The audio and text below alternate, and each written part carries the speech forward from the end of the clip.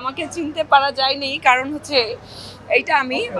তো ওই সময় আমার এখনকার চাইতে 22 কেজি ওয়েট আমার বেশি ছিল। তো যার কারণে হচ্ছে যে অনেকেরই কনফিউশন কাজ করছে। সিনেমার প্রয়োজনে না, আমরা যখন এই ছবিটার শুটিং করি ওই সময়টা আসলে আমার একটু হুট করে ওজন বেড়ে যায়। ছবিটা নিয়ে আমার এক্সপেকটেশন তো ভালো। আমরা যখনই যারাই কাজ করি প্রত্যেকের কাজ নিয়ে প্রত্যেকেরই এক্সপেকটেশন ভালো থাকে। আর আমাদের গল্পটা যেহেতু বৃদ্ধাশ্রমের গল্প, একটি সামাজিক গল্প, তো এটা আমার মনে হয় যে এই সময় বর্তমান সময় অডিয়েন্স এটা পছন্দ করবে। এর কারণ হচ্ছে এখানে দুজন বাবা মার গল্প আছে। বাবা মাকে কে না ভালোবাসে, সবাই ভালোবাসে।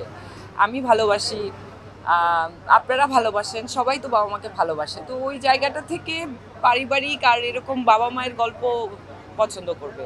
এই কাজ করার সময় কষ্টেরও স্মৃতি আছে, মজারও স্মৃতি আছে। কষ্টের স্মৃতিটা হচ্ছে হায়াত আঙ্কেল ওই সময় অসুস্থ ছিলেন, আর উনি আমার দাদুর চরিত্রে অভিনয় করেছেন।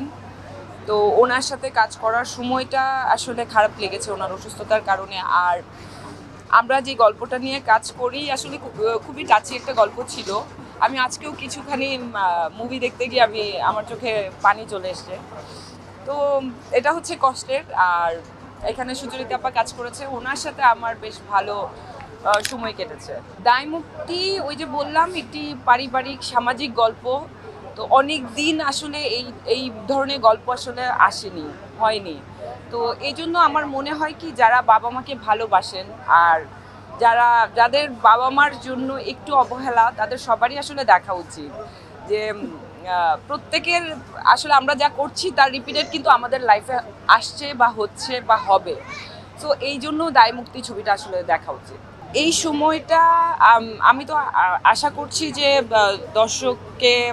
দর্শক আসবে, যেহেতু আজকে প্রথম দিন আমি বেশ ভালো দর্শক দেখেছি। তো বাকি সময়গুলো আমি আশা করছি যে এই সময়টা আসলে দর্শকের একটু চেঞ্জ দরকার, এন্টারটেনমেন্টের জায়গাটা থেকে বা সব কিছুর জায়গাটা থেকে। আমরা তো একটা খারাপ সময় কাটিয়ে উঠেছি, তো এখন একটু চেঞ্জের জন্য আসলে ছবি শুধু দায়মুক্তি না, সব ছবি আসলে দেখা উচিত।